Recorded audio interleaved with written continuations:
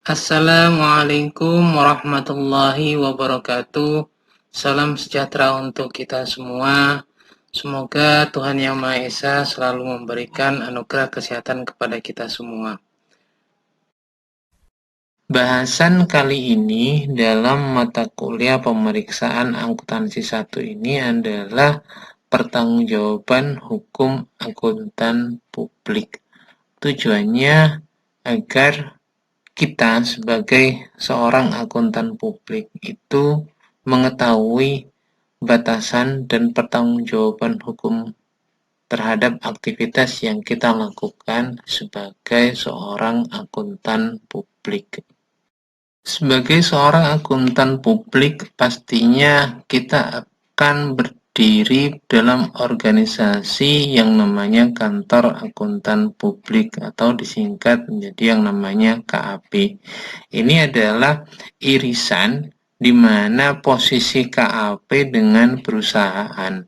KAP bertindak untuk melakukan yang namanya audit laporan keuangan dengan standar SPAP, Standar Profesional Akuntan Publik, di mana kewajiban perusahaan itu adalah menyajikan laporan keuangan sesuai dengan standar akuntan publik. Nah, dalam irisan tersebut itu ada tanggung jawab dari KAP dan tanggung jawab perusahaan terhadap yang namanya stakeholder. Nah, tanggung jawab tersebut itu dibatasi dalam aturan hukum yang mana mengikat pada KAP dan pada perusahaan. Sebelum melakukan yang namanya audit, maka dilakukanlah terlebih dahulu perikatan audit untuk mengatur batasan mana yang dapat dilakukan oleh auditor dan batasan tanggung jawab mana yang menjadi beban bagi perusahaan. Setelah perikatan audit itu dilaksanakan, maka perusahaan memberikan kelonggaran atau kewenangan kepada auditor untuk memeriksanya. Nah, auditor ini melaksanakan audit sesuai dengan standar SPAP, Standar Profesional Akuntan Publik, di mana dalam melaksanakan audit itu didukung oleh kertas kerja. Kertas kerja hasil audit tersebut itulah yang menjadi dasar atau landasan bagi auditor untuk memberikan opini audit sebagai bentuk laporan hasil auditnya. Nah, laporan audit tersebut itu berupa opini yang sudah kita bahas kemarin, bisa menyatakan opini wajar tanpa pengecualian, opini wajar tanpa pengecualian dengan paragraf penjelas, opini wajar dengan pengecualian, opini tidak wajar, dan bahkan bisa tidak memberikan yang namanya opini atau disclaimer. Sebagai seorang profesional audit, mereka tentunya memiliki tanggung jawab di bawah hukum untuk memenuhi apa yang telah dicantumkan dalam kontrak dengan kliennya. Nah, inilah lingkungan hukum yang pastinya berubah yang harus dihadapi oleh para akuntan publik. Akuntan publik ini bertanggung jawab terhadap klien bila ada kegagalan dan atau ketidakmampuan dalam melaksanakan kontrak sehingga mereka gagal menyajikan pelayanan yang baik atau tidak memperhatikan terhadap keamanannya. Membedakan antara kesalahan bisnis, kesalahan audit, dan resiko audit yang dapat menyebabkan tuntutan hukum. Kita ketahui bahwa kesalahan bisnis ini dapat menyebabkan terjadinya kebangkrutan. Sedangkan kesalahan audit itu karena adanya kesalahan penerapan prosedur. Sedangkan resiko audit itu bisa memungkinkan tidak menemukan adanya permasalahan pada objek yang diaudit oleh pihak auditor. Kesalahan bisnis atau kesalahan usaha itu terjadi bila usaha tersebut tidak dapat mengembalikan pinjaman atau tidak dapat memenuhi harapan para pemegang saham karena keadaan ekonomi atau keadaan usaha. Seperti contohnya itu resesi, manajemen yang tidak bermutu, adanya persaingan usaha yang tidak terduga, bahkan mungkin ada hal ekstrim seperti kebangkrutan yang mungkin terjadi pada perusahaan tersebut. Nah, kalau hal ini terjadi dan oleh pihak auditor itu sudah dapat dipastikan, maka pihak auditor dapat memberikan catatan terhadap laporan auditnya. Tapi bila mana hal tersebut itu tidak dapat diprediksikan oleh auditor, maka eh, bila terjadi hal yang mengakibatkan kesalahan usaha, itu tidak menjadi tanggung jawab dari pihak auditornya, tapi itu murni menjadi tanggung jawab dari perusahaan tersebut.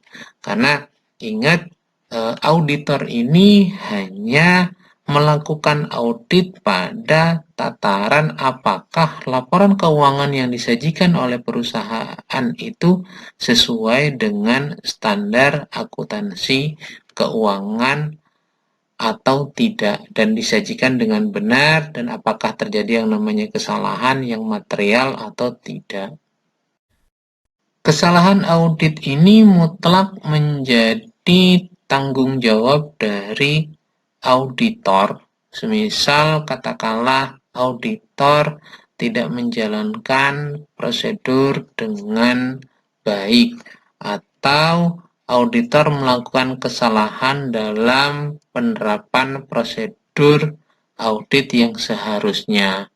Nah, ketika auditor mengeluarkan yang namanya opini audit yang notabene-nya audit tersebut atau opini tersebut itu salah karena tidak sesuai dengan ketentuan dari SPAP atau standar akuntansi keuangan, maka kesalahan itu mutlak menjadi tanggung jawab dari pihak auditornya. Nah, atas kesalahan audit itu terjadilah yang namanya resiko audit. Resiko audit ini memperlihatkan hal yang dihadapi oleh auditor yang menyatakan bahwa laporan keuangan itu menurut opini auditor yang telah diterbitkan tidak ada masalah. Tapi faktanya dalam kenyataannya laporan keuangan tersebut itu tidak benar dan terjadi yang namanya kesalahan secara material yang sangat tinggi. Maka ketika terjadi yang namanya kesalahan audit yang menyebabkan resiko audit ini ya mutlak menjadi tanggung jawab dari pihak auditornya.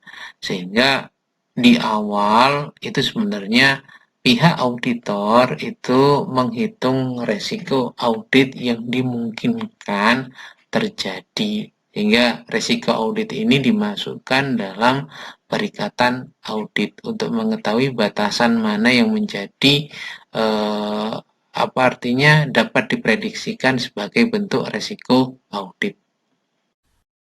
Bagaimana tanggapan profesi akuntan publik terhadap kewajiban hukum ketika mereka sudah mengetahui batasan-batasan yang berhubungan dengan tanggung jawab mereka dalam hal hukum? Pertama, mereka ya melakukan riset dalam auditing. Riset ini difungsikan untuk mengetahui apa kelemahan dalam dunia akuntan publik sehingga perlu dilakukan yang namanya perbaikan secara terus-menerus. Yang kedua, penetapan standar dan aturan, dibuat standar dan aturan yang baku untuk ditaati semua profesi akuntan publik dalam menjalankan kegiatannya. Yang ketiga, menetapkan persyaratan untuk melindungi yang namanya auditor. Nah, persyaratan apa saja yang harus dipenuhi agar tindakan yang dilakukan oleh auditor tersebut itu masih dianggap wajar dan dilakukan oleh pembelaan oleh organisasi akuntan publik. Nah, yang keempat, menetapkan persyaratan penilaian sejawat, artinya bila ada hal yang bermasalah dalam opini audit atau laporan audit yang dikeluarkan oleh auditor, maka dilakukan penelaahan terlebih dahulu oleh pihak sejawat. Apakah memang terjadi yang namanya maladministrasi dalam aktivitas audit tersebut. Selanjutnya yang kelima itu adalah melawan tuntutan hukum. Nah, ini melakukan tuntutan hukum balik kalau misalnya ada tuntutan hukum terhadap yang namanya akuntan publik. Nah, yang harus tetap dilakukan yaitu tahapan yang keenam itu adalah pendidikan bagi pemakai laporan keuangan. Pendidikan ini agar pihak pembuat laporan keuangan itu dapat mengetahui standar akuntansi keuangan yang harus ditaati dalam membuat yang namanya laporan keuangan. Selain itu, pendidikan ini juga difungsikan terhadap akuntan publik. Pendidikan yang dilakukan secara berkala dan saat ini menjadi sebuah kewajiban yang harus dipenuhi oleh akuntan publik. Yang berikutnya, memberikan sanksi kepada anggota karena hasil kerja yang tidak pantas. Nah, ini bila memang terjadi hal yang membuat nama baik akuntan publik jelek, maka diberikanlah yang namanya sanksi. Terakhir, melakukan lobby untuk perubahan peraturan. Artinya, peraturan yang sudah dibuat, kalau semisal memberatkan terhadap profesi akuntan publik, maka dapat dilakukan yang namanya lobby-lobby untuk melakukan perubahan terhadap peraturan perundang-undangan tersebut, sehingga ditemukan win-win solution yang terbaik untuk melindungi profesi akuntan publik dan melindungi perusahaan serta stakeholder lainnya. Bagaimana caranya melindungi akuntan publik dari kewajiban hukumnya? Pertama adalah hanya berurusan dengan klien yang memiliki integritas. Kalau melihat bahwa kliennya itu kemungkinan tidak berintegritas, maka akuntan publik lebih baik tidak melayani untuk membuat laporan auditnya. Yang kedua, memperkerjakan staf yang kompeten. Dalam hal ini harus diberikan yang namanya edukasi dan tidak melakukan yang namanya rekrutmen terhadap orang-orang yang tidak memiliki kapasitas dan kemampuan untuk melakukan audit. Yang ketiga, mengikuti standar profesi. Ini wajib hukumnya. Artinya dalam menjalankan aktivitasnya akuntan publik harus sesuai dengan standar profesinya. Yang keempat, mempertahankan independensi, memiliki jiwa independen untuk menentukan yang namanya opininya, opini audit yang diberikan kepada pihak klien. Terus yang kelima, memahami usaha atau bisnis klien ini dapat melakukan pembelajaran atau edukasi terhadap dirinya sendiri, benar-benar belajar bahwa usaha atau bisnis klien itu seperti apa dengan melakukan observasi terlebih dahulu. Atau semisal kalau misalnya tidak memiliki keyakinan, dapat meminta terhadap mitra yang lain yang memahami bisnis ini. Nah, yang selanjutnya yang keenam, melaksanakan audit yang bermutu, tadi sesuai dengan standar profesinya. Yang ketujuh, mendokumentasikan pekerjaan yang memadai, karena ini menjadi kewajiban atau prasyarat sebagai bentuk tanggung jawab auditor dalam melaksanakan auditnya. Yang berikutnya, ke-8, mendapatkan surat penugasan dan surat pernyataan yang harus dilakukan di awal sebagai bentuk komitmen. Yang ke-9, mempertahankan hubungan yang bersifat rahasia dengan pihak klien. Yang ke-10, perlunya asuransi yang memadai bila akuntan publik dihadapkan pada permasalahan hukum. Dan yang ke-11 mencari bantuan hukum, ini bisa melalui yang namanya LBH atau dari organisasi akuntan publik itu sendiri.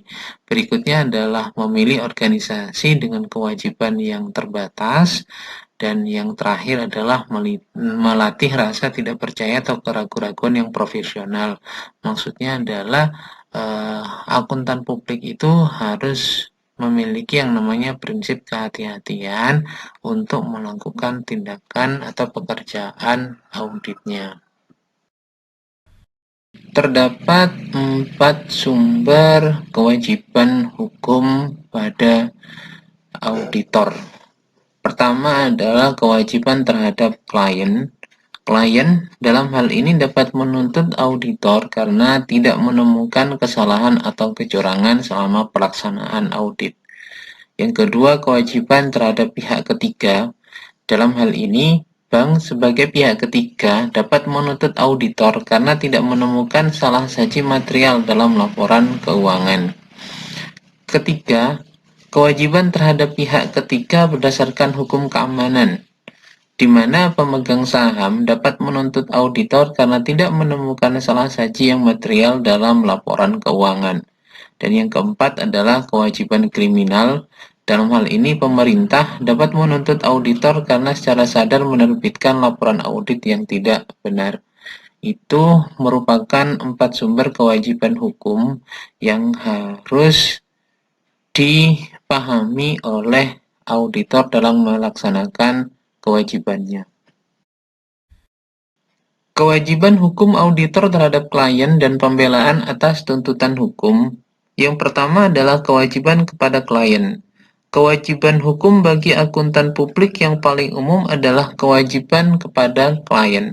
Hal ini disebabkan oleh gagal dalam tepat waktu menyediakan laporan audit sebagaimana yang dijanjikan, pelaksanaan audit tidak memadai, gagal menemukan ketidakberesan sebagaimana yang dituntut oleh klien, dan adanya pelanggaran rahasia oleh auditor. Itulah hal-hal yang menjadi penyebab klien melakukan tuntutan kepada pihak auditor, sehingga kewajiban auditor untuk benar-benar menjaga komitmennya kepada klien agar tidak terjadi yang namanya tuntutan hukum. Yang kedua adalah pembelaan auditor terhadap tuntutan klien. Dalam hal ini, yang pertama, tidak adanya kewajiban untuk melaksanakan karena tidak tersirat dalam kontrak kesepemahaman di awal pelaksanaan audit, maka pihak auditor itu dapat melakukan yang namanya pembelaan terhadap tuntutan klien. Yang kedua, tidak ada kelalaian dalam pelaksanaan kerja karena sesuai dengan standar profesional akuntan publik. Terus yang ketiga, kelalaian kontribusi atau kelalaian klien yang menyebabkan auditor rugi. Ini auditor dapat melakukan pembelaan terhadap tuntutan kliennya. Artinya auditor menjamin bahwa klien tidak melakukan kesalahan atau kekeliruan yang material dalam hal tersebut. Dan yang keempat adalah ketiadaan hubungan timbal balik. Semisal pinjaman tidak akan diperpanjang karena audit tidak dapat diselesaikan akibat perusahaan merugi terus-menerus.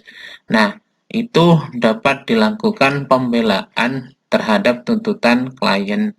Tapi kalau misalnya ada hubungan timbal balik tuntutan tersebut, itu pihak auditor harus melaksanakan kewajibannya terhadap tuntutan hukum dari pihak klien.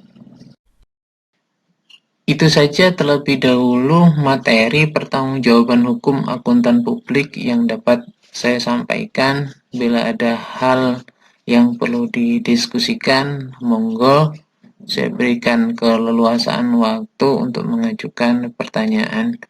Dari saya akhiri terlebih dahulu. Wabillahi taufiq wal hidayah. Assalamualaikum warahmatullahi wabarakatuh. Jangan lupa tetap jaga kesehatan. Terima kasih.